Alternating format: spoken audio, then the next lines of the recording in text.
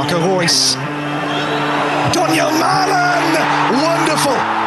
Fantastic from Reus. Jude Bellingham, that's excellent. Jude Bellingham, this is absolutely brilliant. Jude Bellingham! Absolutely magnificent.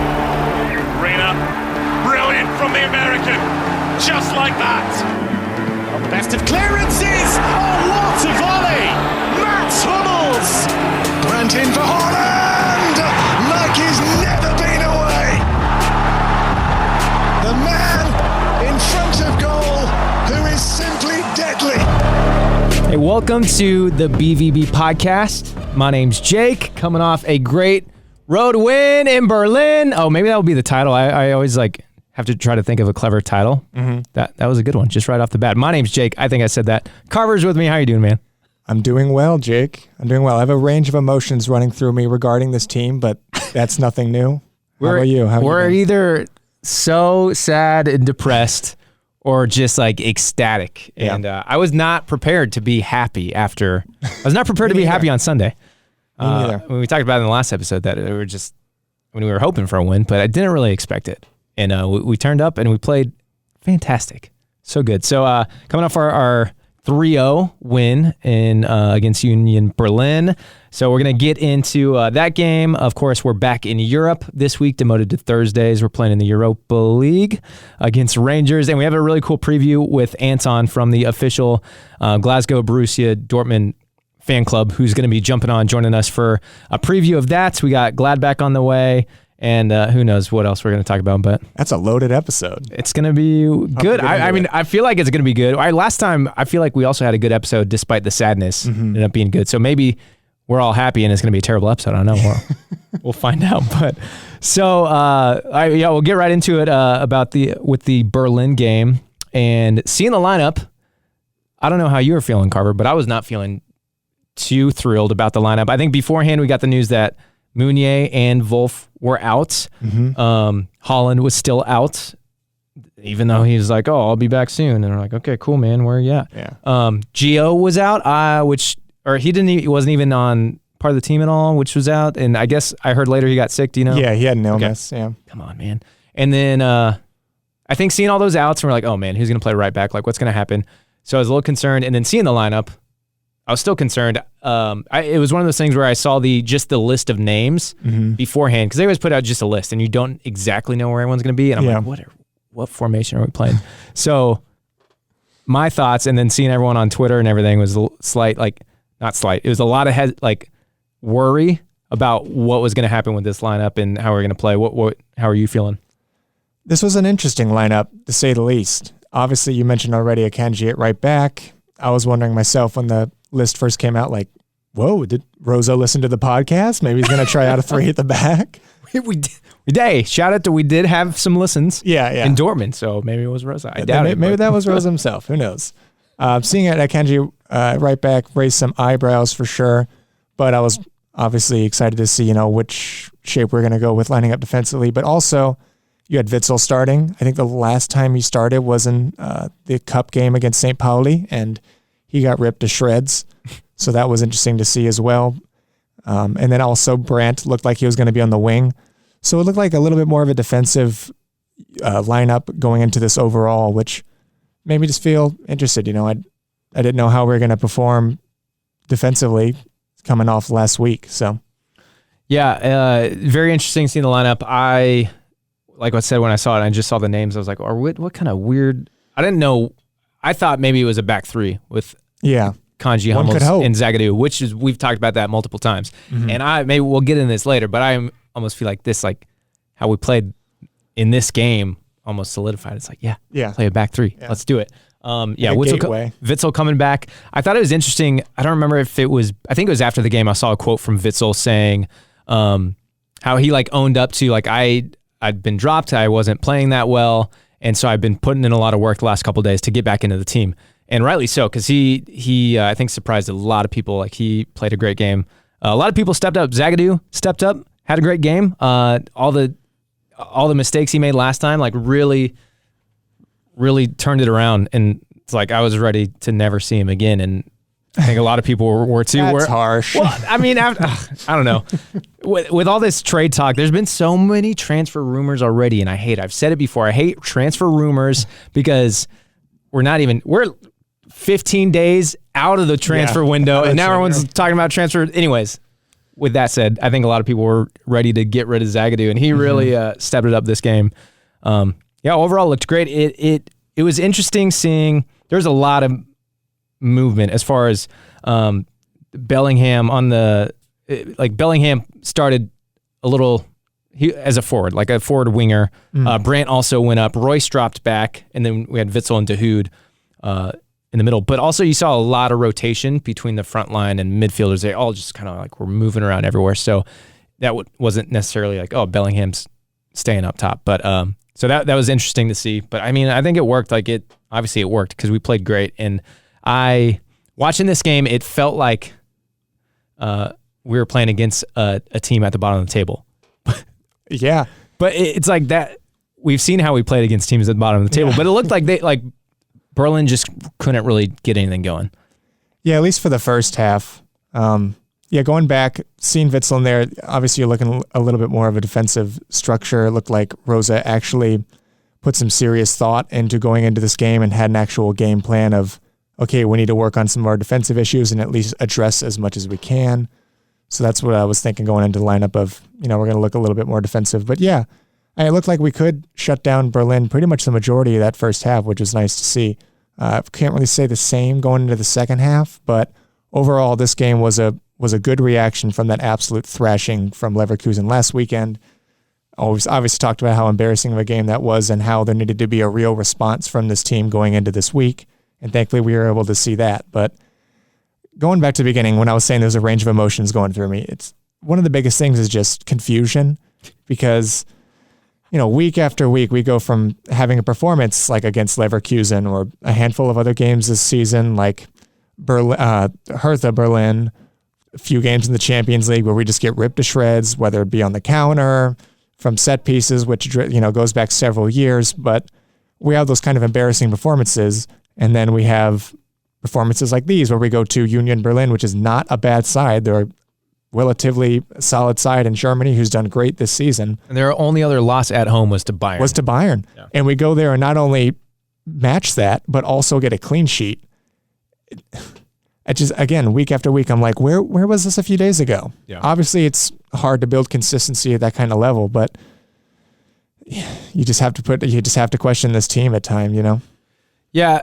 On that, and I think there was a quote from Rosa before the game, maybe in his pre-match presser or whatever. The quote came out from Rosa that said, "We own it. Like what happened in Leverkusen was terrible, but we're not gonna let that define or reflect." I don't remember his exact words. I don't have the quote in front of me, but basically he's like, "We're gonna come out and show what we are in this next game." But it's like, how many times have we kind of heard that stuff? Or how many times have we just seen this back and forth? It's like, I can't really trust what you say because it seems like every game we play is something different. Yeah. I know he's always wanting to try to press for consistency, and he keeps throwing that word around in a lot of press conferences. And like I mentioned last week, at some point you're like, is this the consistency that you're wanting, to be consistently bad at the back and give up needless goals, constantly give away possession in needless areas, and have an absolute inability to have any sort of defensive structure whatsoever?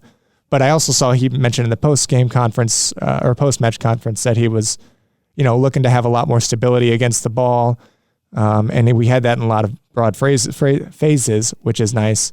But we wanted to be dominant as well. I know he mentioned, and show a lot more solidity in the back. And I think that's what you saw with that lineup of, when Akanji's playing on right back, it's either going to be just like a wider third center back, or which at times it looked like we were in possession playing in that 3-4-3, which is what we've been wanting to see for so many goddamn months, if not the last calendar year or so. So do you think, I want to be optimistic and look at this lineup, and I mean, people might not agree that it's like, oh yeah, Akanji should be playing right back. If we're playing a back four, because people might want to see Meunier in there, and I want to see Meunier. We both love Meunier, but seeing that stability and just how solid we were, and we talked about it. I've almost like criticized him and been like, we need to fix the defense. Like that's what you should be focusing on. If we're gonna bring in a coach in, like fix our problems. Like you need to come in here and fix our problems, and that's been our problems for so long. This seemed like it was a fix to the problem, and I want to be optimistic and be like, cool, moving forward, we are going to be more solid. But what if we go back and we start playing like how we did before? Like I have like trust issues because I'm like I don't want to slip back and then I don't know. I want that defensive stability, and I want to be optimistic. Like, oh, we found the solution. Let's run with it. But part of me is like, I don't know if that's going to happen. How do you feel about that? I guess the defensive lineup specifically, and do you think that's something we might see moving forward? Or, well, obviously, you're not going to address not even probably half of our defensive issues overnight. Not going to address them over the next few weeks. These are things that's going to be addressed or should be addressed and fixed over the next, year minimum. These are gaping problems that we've had for years, and it's not something you're just going to fix overnight. But this is a decent step forward for sure. And I know Akanji played right back. I think when he first signed us, he wasn't like primarily a right back, but I think that's where he played probably like half the time we first signed him, but he was still like very prone to losing the ball in dangerous areas. And that's why sometimes today, if he misplaces a pass, people are like, that's 18, 19 prime Akanji right there. But he's become a lot more mature on the ball. He's become a lot more mature with his defensive responsibilities. And my God, what an athlete! I think he's like 6'2", but and he runs. He's so incredibly fast for a center back. So he can definitely provide that attack if needed. But it looked like we kind of just in position had that 3-4-3 at times. I don't know. What do you think? As far as I'm just going to stay on this defensive thing for a while because I felt so solid and comfortable. Not that I was playing the game, but watching, I felt so comfortable. And it was like a breath of fresh air from watching us being, of course I love Haaland, but like if the game plan is attack, just get the ball to Haaland, and then we leave ourselves wide open for counterattacks. And we've seen how that's gone this season. This seemed like the fix where we weren't prone to these counterattacks. It also helped having Hummels was great, and he's like so solid in the middle where like he stopped a bunch of like long balls where he was able to head it out before like they could turn on a counter. And there was just this stability that like having Akanji right back, he wasn't going forward as much anymore. So it's like then our center backs aren't getting caught out. Yeah. Or is part of this, I'm just ranting now. I'm just like trying to recap the game in my mind as I go. But like part of it too is it maybe Hummels and his leadership, being able to like keep Zagadou in check and really help and show that support. I don't know if it's like purely because Akanji was playing right back, therefore we had a little more stability, especially on that right side where they were attacking down the left side a lot. But because Akanji's not as attack minded as Meunier, he's not going forward. And therefore, if there's like a turnover down the left side, it's like our two center backs aren't getting caught out. Yeah. Well, so Hummels' leadership definitely plays a major role in that sense. But I think that also just comes down to the shape. Whenever you have, the combination of pace and power from Zagadou, leadership, IQ, passing ability, and strength from Hummels, then, a handful of those qualities from both of those players and putting them into Akanji and probably adding more pace, it's just going to be hard to break down, especially, hopefully, if you're well-disciplined as a team. And I think that's what Rosa really tried to take into account here was holding ourselves accountable for our defensive issues. But, it wasn't anything perfect. I don't want to try to exaggerate it in that sense because even in the first half, those first few opening minutes, it's, Berlin was asking some questions early on, and it looked like we weren't but we weren't completing as many passes as we probably should have. Mm-hmm. But after we were able to get our feet in the game, get more touches on the ball, and get more players involved in the field, that's when we really started to settle in and really lock in what was one of the better performances we've had of this season, for sure. Yeah. It was definitely, first 15 minutes was pretty slow start. Like either team, like no one really created many chances. It was a little back and forth, but like a little, not end to end because it was like pretty slow, but you know what I mean? It was like going back and forth a little bit. But yeah, overall pretty slow start of the game. We weren't like we weren't being creative. We were kind of like missing some passes here and there until like leading into the 18th minute when we did get a goal from Royce and the assist from Dahoud, who I feel like we got to talk about Royce a little bit. I think you have him down here as your standout, the standout. But we talked about it last week, how much stick he was getting, and people were like, "I'll get him out of there," blah, blah. And then he comes in and gets a brace and looks beautiful. And so Royce is obviously not above criticism. I mean, he deserves it in some aspects of this season for sure. But this was one of his standout performances of the season, absolutely. I think we did. I think we created a handful of chances, and so did they in the first 15 or so minutes. But again, once we settled in and kind of was able to implement our game plan more, we were able to see a lot more of that football from Dortmund that everyone loves, or at least a lot of our supporters love, which is like the one-touch, silky football, quick passes, catching people on the break, and that's looked like kind of how we got our first goal from Royce. Forgot who. I think it was Dahoud that gave it to Guerrero, and he was in the middle of the field, which Guerrero can be really deadly, and obviously on the left side, but also in the center as well, because he is so good at those quick one-touch passes. And then again, you got to see that one-touch football, and Dahoud was able to kind of just give it a little poke to Royce, which was a little lucky. I'll give him that. It fell kindly to Dahoud for him to able to just have that time to kind of give Royce a little touch in their 6 or 7 yard box. Yeah. And then Royce was able to net that home, which was cool to see. Yeah. Unfortunately, the big question is if we score first, it's like how are we going to respond? Are we going to drop off?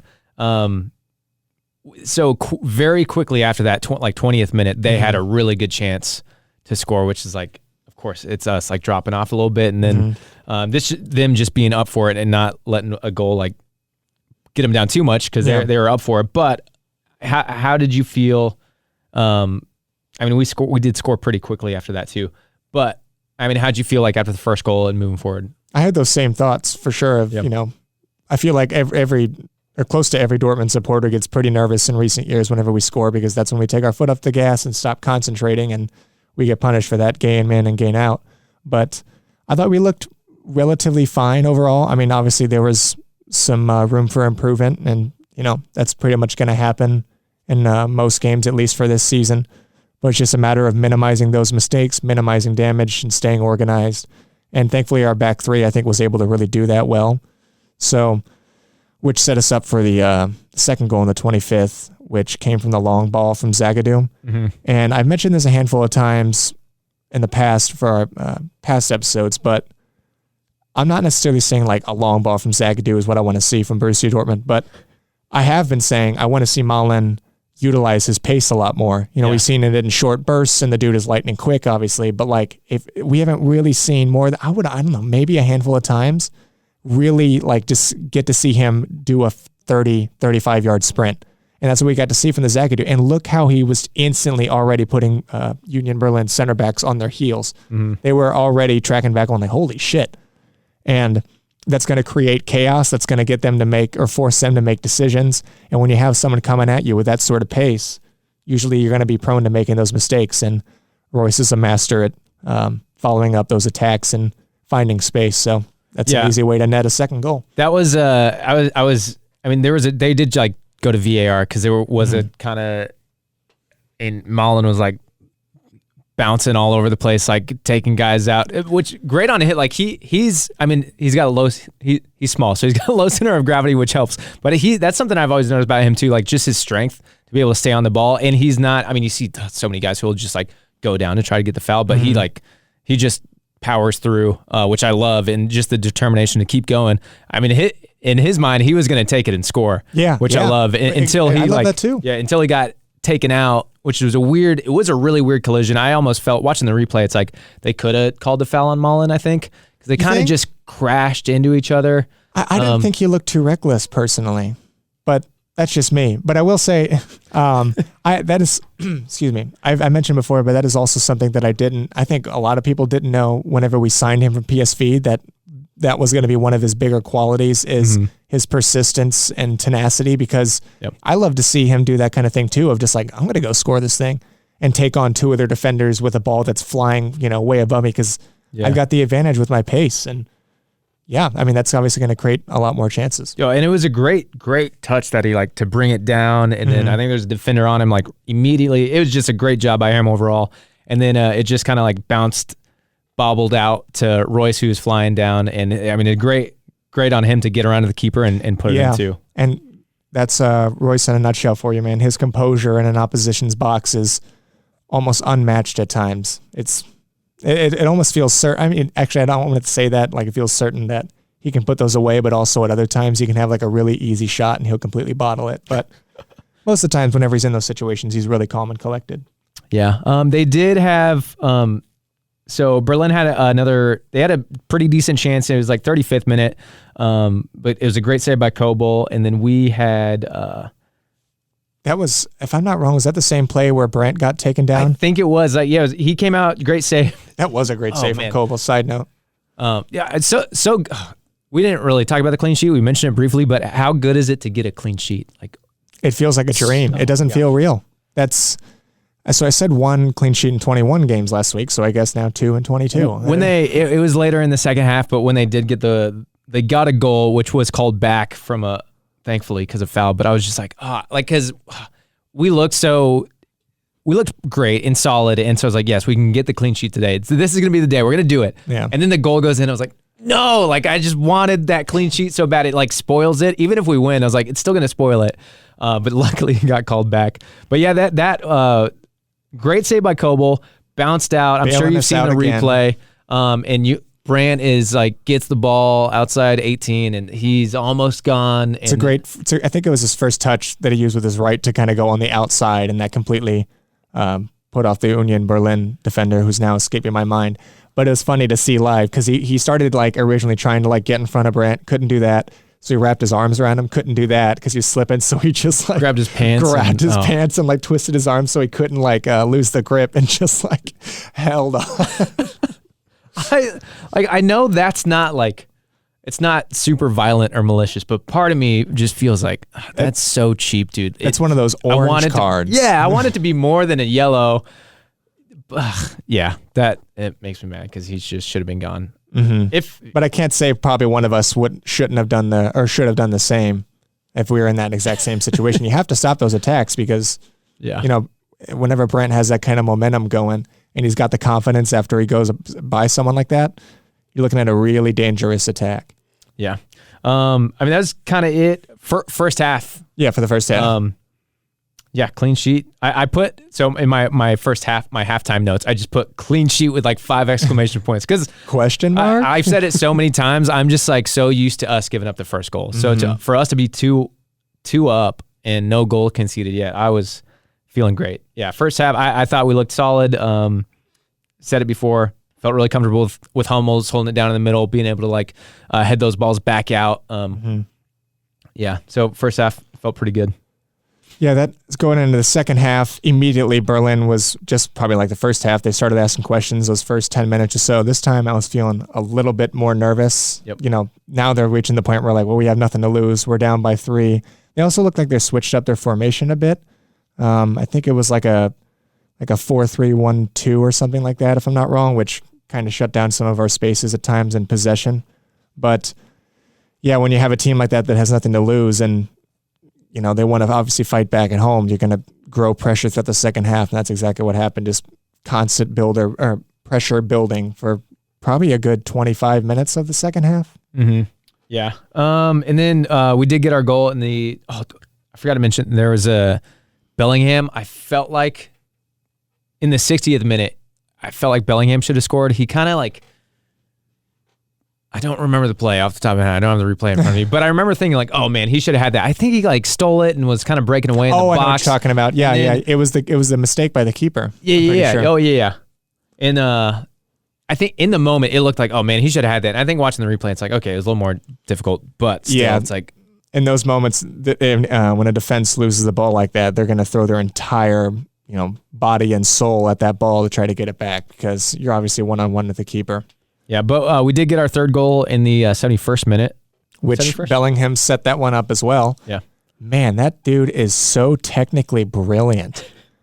Oh my God. He's an incredible dribbler. I mean, there's just so many few qualities that the guy doesn't have. He's so intelligent on the ball for being how young he is, and he's dreamy.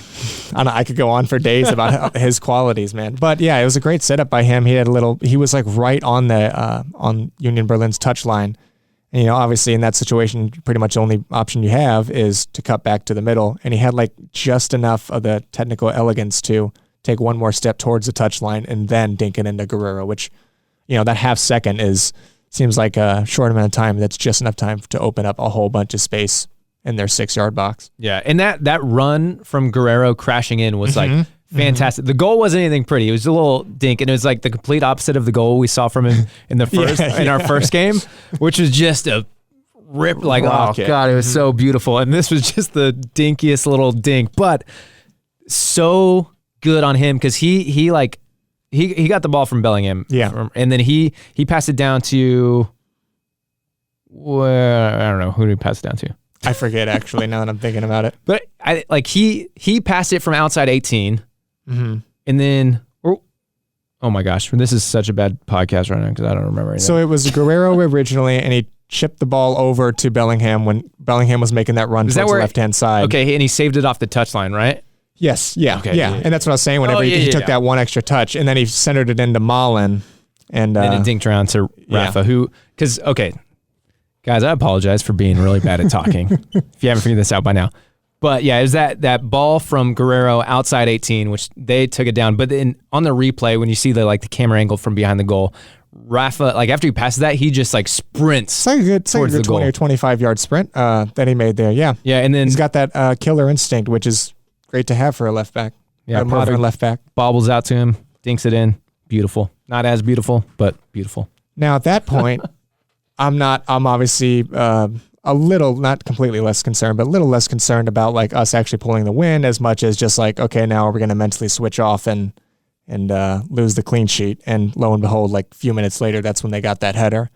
And I was like, that's clockwork. I'm not even surprised at this moment. But yeah, like you said already, but thankfully VAR was able to pull that one out, which it just grew Berlin's frustration more and more. They were already growing more frustrated by the minute in that half. Mm-hmm. But after that VAR call, it was just them pulling us down. I know one of their players was going in the referee's face and getting a yellow for that. And you're not going to have much cohesion as a team whenever you have so much anger in your play. Yeah, I did feel bad for their scoreboard guy because they have that really old school scoreboard where it's not a digital. I mean, I'm sure they have a video system up in there too, but they have this real old school scoreboard where he just pulls out this giant card and slides it in, and so he put one in there and then had to take it back out. Yeah, poor guy. But I was not mad. I was very happy with the clean sheet. So, So yeah, after that, I think it was probably about the 75th minute, and I was thinking at that time that would have been a good time for subs. I know Rosa made some pretty solid subs this game, probably almost the same subs I would have made, except I would have probably made them a little bit earlier. Mm-hmm. I think fresh legs would have really helped in our attack and kind of relieved some of the pressure for our defense, because I think it was just kind of wave after wave for a while with us, which we were able to hold our line relatively well. But yeah, I think fresh legs could have really helped that from the likes of Moukoko. That man deserves more minutes still. I don't think we really needed the Tigres in this game just because we weren't really, hurting for a goal much, for at least for a play to kind of whip it into a 6'4" guy and him just kind of headed in.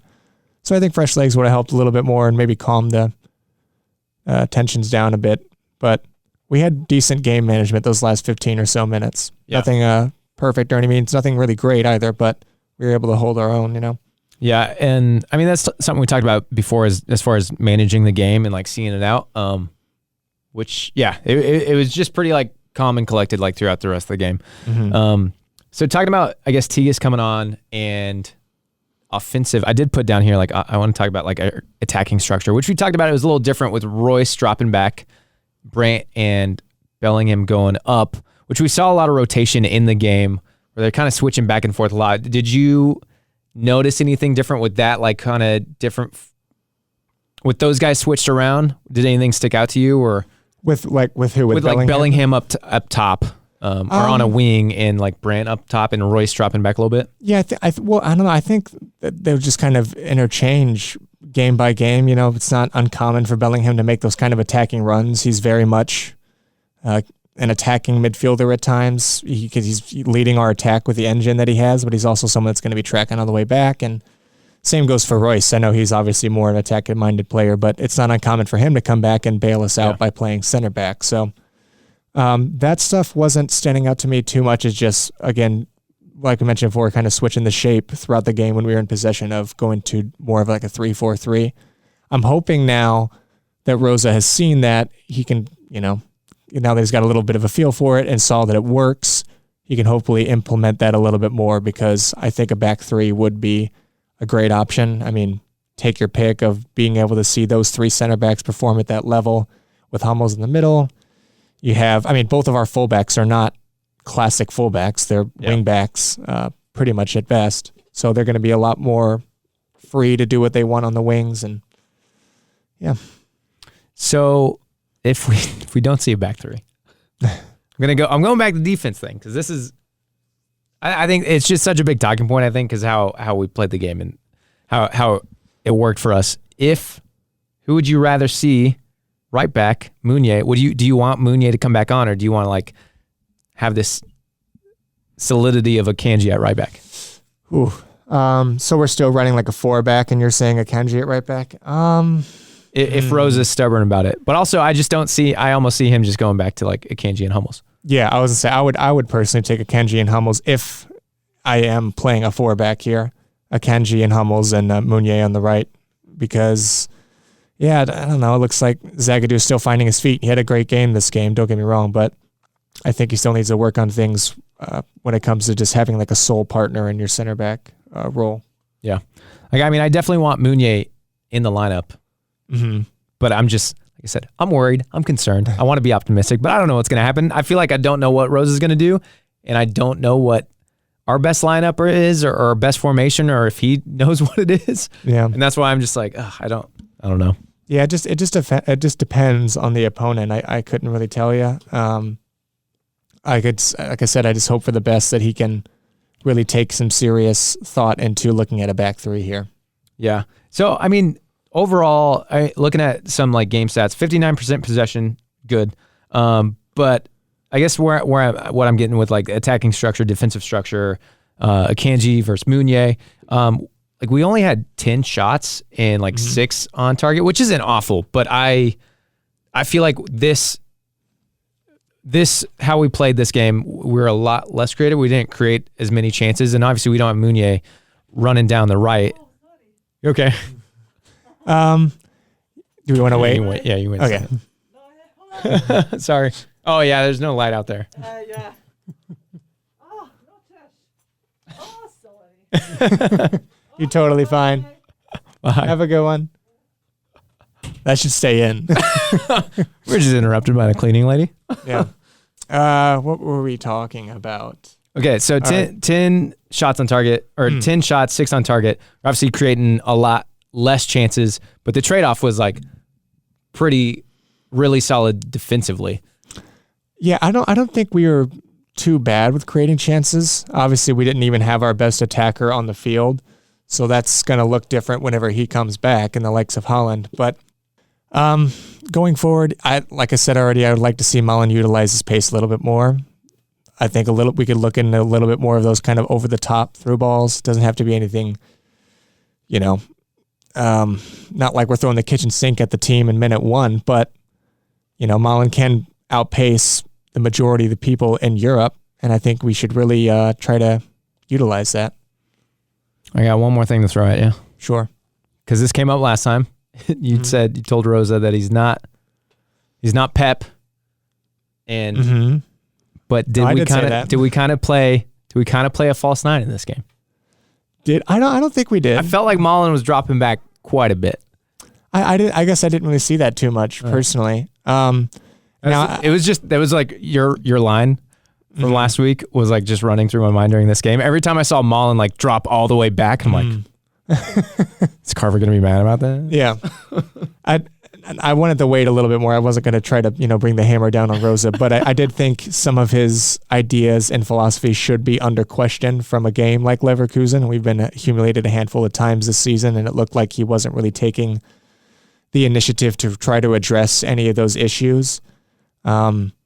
But yeah, I mean, I don't think Mullen was much of a false sign. All right. I don't know, short and sweet, I guess. I mean, I don't have him like, I'm not going to counter with anything. Like, I just noticed when he was dropping back, I was like, that was just running through my mind. Yeah. You're a literal, just the pep comment. But last thing I'll say about Berlin, I guess we could obviously move on, but another crucial win in the race. Last week I was saying the race was over, and it's back on. We didn't even talk about it. I obviously didn't expect Bayern to slip up, and let alone on those days where Bayern does slip up, which is very rare. We obviously cannot capitalize on that opportunity, and this is a weekend that we did. So I wouldn't say I'm really too on the horse of we're 100% back in this race. Might be an unpopular opinion, but I still can't imagine Bayern giving up, and it has to be 6 points minimum. 6 points minimum, and I can't see that happening. Now, if they slip up one more time the next month or so, and we somehow can have the ability to capitalize on that opportunity again, then I could say the race is on. But either way, we'll take obviously one game at a time. This is a big win on another team's turf, and obviously Bayern is the only other team in the league that's been able to do that this season, and to go there and get a clean sheet is huge. Yeah, I feel like I felt this way before, but I felt this way after the Freiburg game. I was like, this is a turning point. Mm-hmm. Yeah, me too. But this felt like one of those performances where I'm like, yeah, this is like we're doing something different. We're like we're figuring it out. Mm-hmm. Now we can really move on. But again, I don't have a lot of confidence because I felt that confidence before, and it's ripped away from me immediately after the Freiburg game. I'll probably come back to, is this like a true turning point? Maybe after the Gladbach game or the Rangers game and the Gladbach game. Yeah. I want to see a little bit more of, obviously, whenever Haaland comes back and what Rose is going to start to look like with our defensive structure going forward. Cool. So you mentioned it. Our next game coming up on Thursday is versus Rangers, Europa League, Thursday night. So we're going to take a really quick break, and I'm going to come back with Anton from the official Borussia Dortmund Glasgow fan club. So I got Anton with me from the Glasgow Borussia fan page, an official fan page there in Glasgow, who we were just talking before we started recording that. You're on here to give us a Rangers preview, but you're a Celtic fan too, right? That's correct, yes. Which is good though, because we don't want you on here like cheering for Rangers, so it worked out nice. Yeah, big Celtic.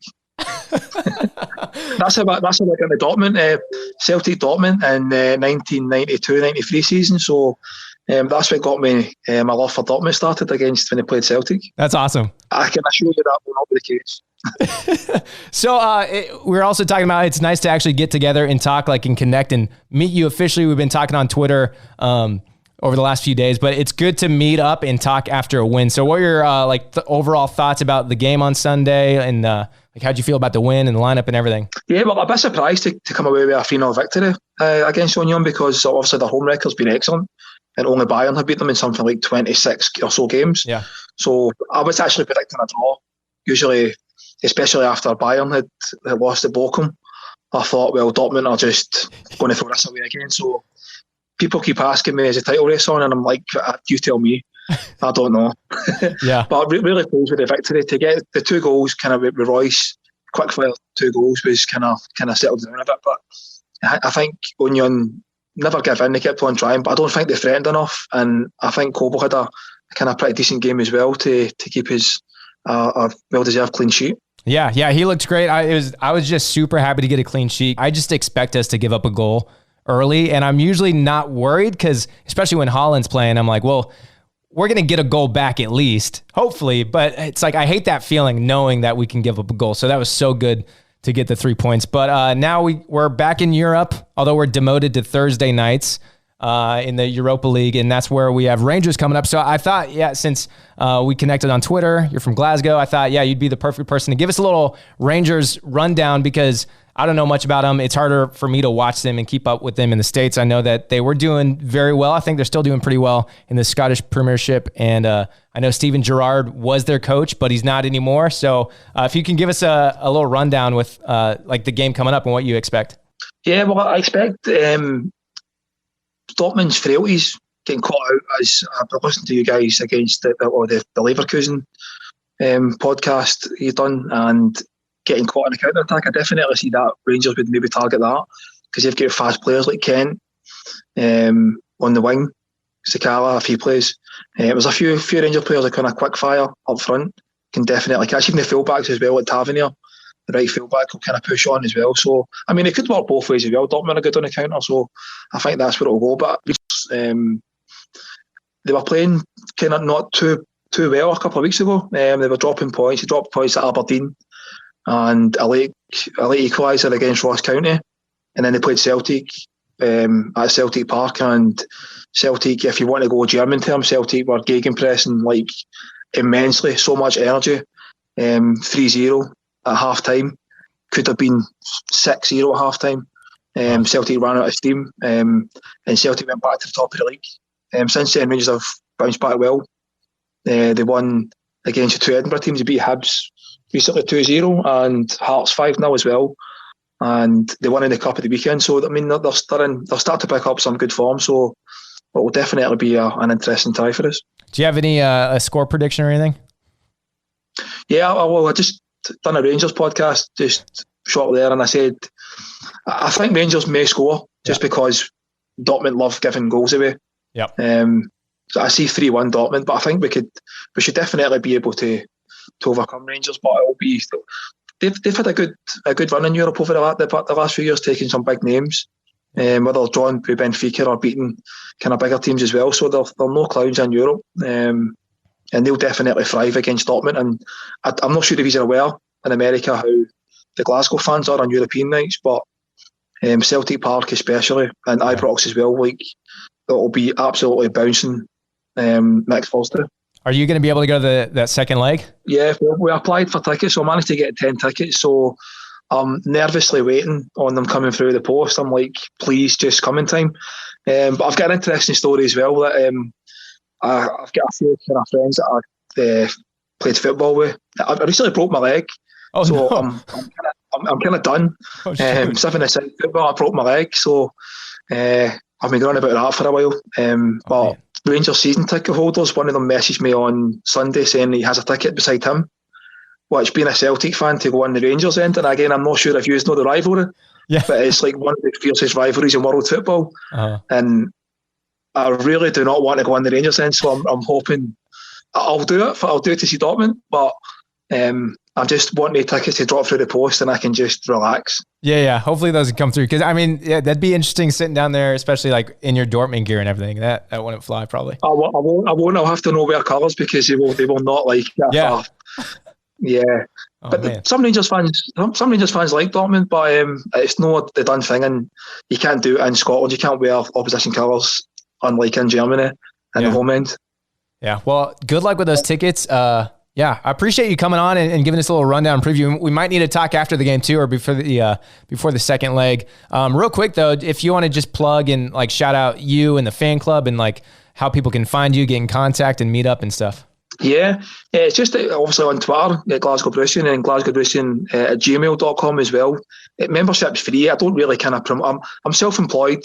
I've got kind of family commitments, so I don't have a lot of time to do kind of a lot of other things I would like to do, but I mean, if anybody wants tickets or etc., then it's easy to kind of apply for them. Obviously, I've actually got a member in Miami as well, who I met him in Sheffield at a Dortmund event.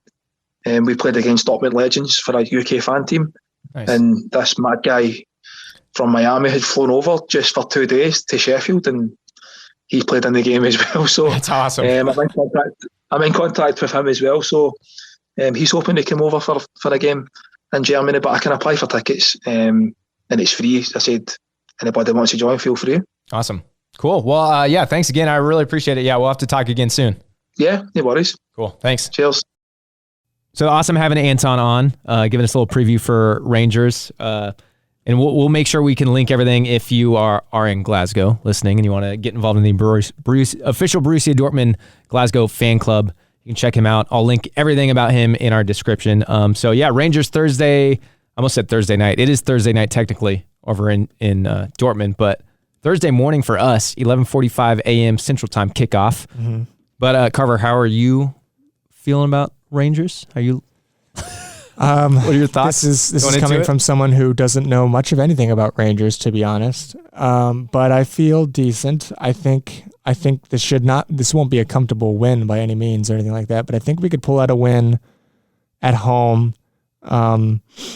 and hopefully just perform well and keep the consistency going and build up speed going into next week. And play well against Gladbach so we can perform well against Rangers as well. I don't know much about them besides just like maybe a handful of individual players that we need to look out for. I know when they were under Steven Gerrard, they were kind of going back and forth between like two holding midfielders with I think it's Kamara and Lundstrom, and so I've seen a little bit from those players, and like in players like obviously Aaron Ramsey is on Rangers now, which he hasn't played much at all, but yeah, I feel decent. Yeah. And then Sunday, so we'll be back. We're not going to be back after the Rangers game. We'll be back after. So next week we'll preview both games. So it's on Sunday, 10:30 Central Time, we're home again against Mönchengladbach. So how you feeling about that one? I feel a little nervous, honestly. I know Gladbach are struggling a lot this season. They're like just outside of the relegation zone, if I'm not mistaken. Yeah, I'm within 13th. But still, only 4 points out the relegation zone, so they are struggling a bit this season. But they have been performing well against us in recent meetings. Obviously, we lost to them in the first leg of the season, and they're a team that shouldn't ever be overlooked or underrated. I mean, they got they look very balanced overall in the almost every area of the pitch. I know they got a handful of really solid attackers. Some center backs that I like, obviously Ginter and Elvedi. So I don't know. Predictions. We're at home. I think it depends on what happens at Rangers. Or like, is it full capacity? It's something like that, because I know Union Berlin looked pretty darn full. Yeah. I'm thinking for Gladbach, it's going to be like a 2-1 us. I know for a fact we'll concede. There's no way that we won't. But either like a 2-1 or a 3-2 us. What about you? Yeah, I usually go like 3-1 is like my go-to prediction. But yeah, I'm feeling a little tighter. Probably 2-1. What I'll say. And yeah, hopefully, I don't know. I haven't really seen any like injury update things. I don't know when anyone's coming back. Who knows when Holland's coming back? But I know Holland won't be back for the Rangers game. Yeah. I would argue probably not even the Gladbach game. But yeah, who knows? At least Gladbach don't have Zakaria, and I know he gave us problems last time. Okay. I'm going to talk transfers for a second. This is why I don't want to hear anything about transfers, anything right now, because everyone was so convinced that we were getting Zakaria. I was convinced, and then within 3 days, he's in Juventus and gone. So everyone who's talking about who we're going to bring in this summer, just cool it. Just chill. Don't get my hopes up with anything. I try to... anyways. That's all I have to say about that. So we got Rangers Europa League on Thursday, Gladbach on Sunday, and then we will be back the following Wednesday. My name's Jake again. Carver's with me. If you enjoyed this, it's a little helter-skelter a little bit. Kind of lost my way here and there. But I don't know what I'm saying. Follow us on Twitter at thebvbpod. You can also email us if you don't have a Twitter and you want to reach out and say hi. At the thebvbpod@gmail.com. We're on Spotify, Apple, iHeartRadio, Google Podcasts, wherever you listen to podcasts, you can find us on your favorite podcast place. And then I got to give a quick shout out. We got a 5-star review on Apple Podcasts. If you listen on Apple Podcasts, want to send us a little review, that'd be fantastic. Your face right now. I just like checked. I don't know. I think I was like sharing the links. I was posting the links somewhere. We created a YouTube page. That's what I was doing. Oh, okay. We don't have any videos. We're going to start. If you're a YouTube person, then we're going to start posting episodes on YouTube. Maybe. We'll see. But I was like posting the link, and I got on the Apple. I had to get the official Apple link, and I like scrolled down, and there was a 5-star review, and I was like, who reviewed us? So someone not only listened but liked it. Their username was like Dare Limke or something like that. I tweeted about it. So thanks for the 5-star review. I was really excited. I used the little GIF of the Komodo dragon kid that says, "I love you. You're so nice." And I do love you. You're so nice if you listen. So thank you. That's beautiful. That's beautiful. Yeah, that's it. We'll see you later. Thanks for hanging out. Bye. Bye. Oh, was that sounded like that? Oh no. Should we do it again? No, it's staying in there. Bye. Oh no.